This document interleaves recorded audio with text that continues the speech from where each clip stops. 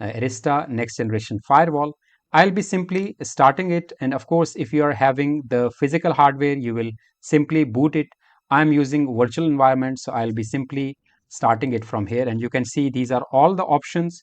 If you want to in case troubleshoot when your Arista is not working, then you can choose all of these options, whether it is on safe mode or hardware safe mode and so on. We'll be using the first option. It will automatically start. You don't need to do anything here. And you can see here this is loading right now. The moment network is connected or internet is connected, if you will land to this page and it will launch the configuration wizard here. This screen shows that device is able to get the internet connection. I can open any website, for example google.com. So you can see here it is working right now, and if I check what is my ip.com, so it shows my IP here and my location also here. This means that I am right now connected to the internet. So if I'm connected to internet, of course I can start running the wizard. The first things first is that you need to add the user ID and password of your ETM dashboard account that we have already created, where we downloaded the Arista Next-Generation Firewall. So I'll be logging in so that I can start configuring it. Use the same email ID and password that we used to download the Arista. So here I'll be using syncbricks@gmail.com, the email that I used to configure. Click next and login. The moment you log in, it will take the UID of your current device. We will of course go for it and we'll continue. Here you need to provide the admin password for this particular device. Of course you can use any, and here install type, this I'm using for home and personal. I'll be choosing home and personal. You have to provide your location. I will be providing for Dubai here, and here is GMT +4. Assign the label. I will say tutorials, and this will be Arista tutorial, and example.com I will say syncbricks.local. So this will be my domain name, and here it has chosen my location automatically, and I will be clicking agree and add appliance. Now this appliance will be added to my Arista account and I can start accessing it. So I will go back to my computer here, launchpad.edge.arista.com. I will click on login.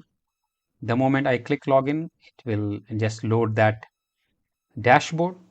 And now on dashboard, I'll be able to see one appliance is right now available. Of course, license, it shows that this is the free license. We are using free license, but from here directly I can access this.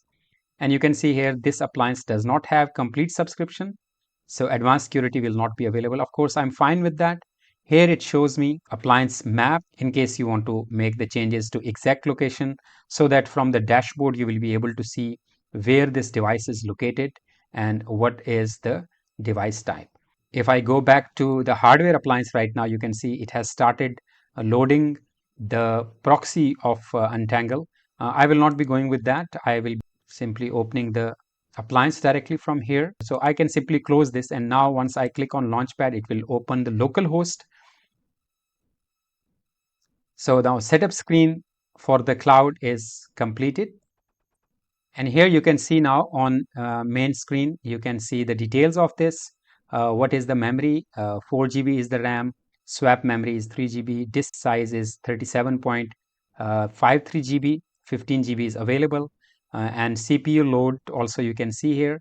And these are all the appliance licenses which are added. And here it shows me the location map of this, where exactly this device is located. Of course, you can have multiple devices, multiple appliances which will be available in different locations.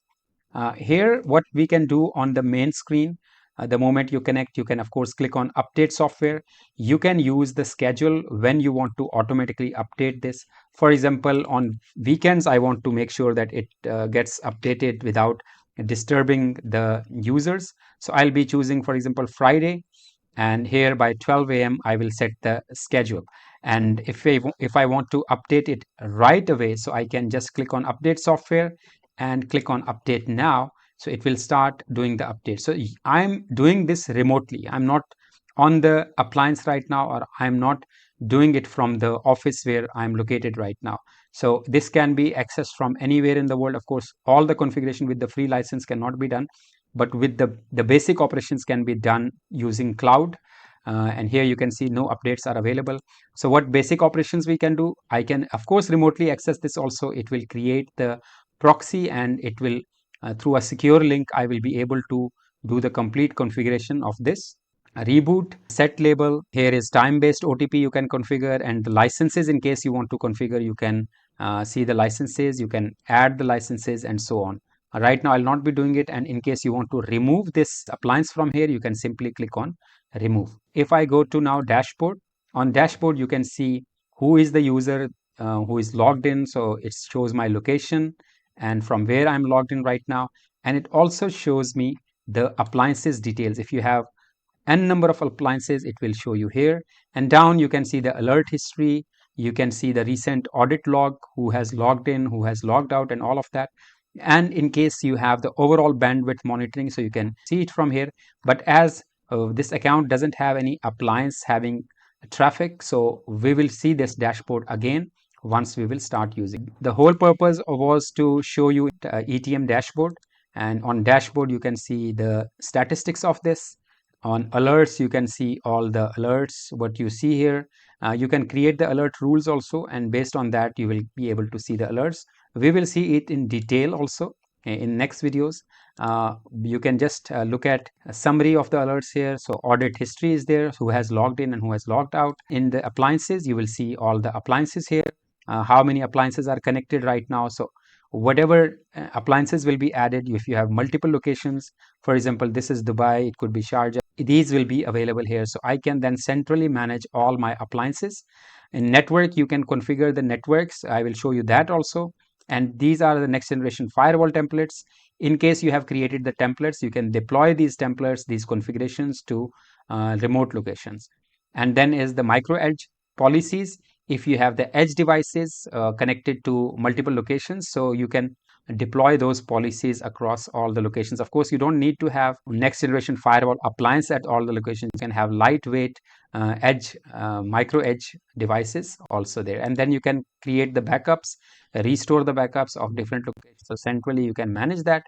And then if you see the hosts, so these will be the hosts which are connected to your appliances, and you can manage them remotely also. I will show you that as well. And then in download, of course, as we have already seen, they can download the next generation firewall. And then you can go here to my account, you can update your contact details, you can update your preferences, and you can change the password and what the dashboard widgets you want. So you can choose those widgets also. Untangle Go, which will help you to connect to this particular appliance. And then, of course, these are all other various integrations.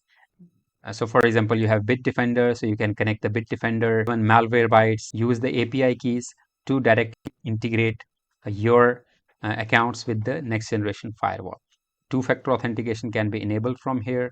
I will choose the dark theme here. So this was about using Arista Launchpad Edge, where you can manage the devices. Right now, one appliance is there. Now we will start configuring the new appliance.